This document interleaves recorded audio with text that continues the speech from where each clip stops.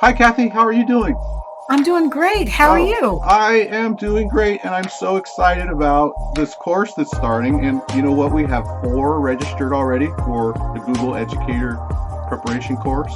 And, Wonderful. I and like it. as you know, I've been geeking out about all these different features. I mean, there's, it's kind of overwhelming because there's like hundreds of things to know, and that might be on the test.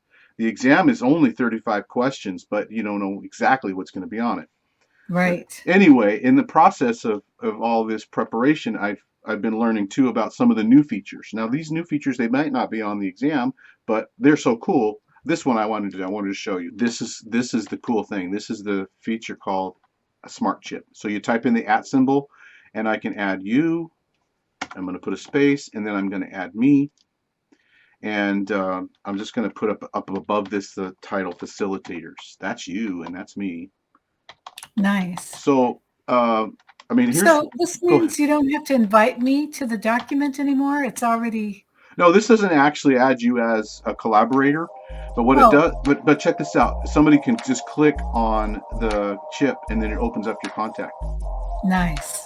That is awesome. Okay, and then let's talk about dates. So I can.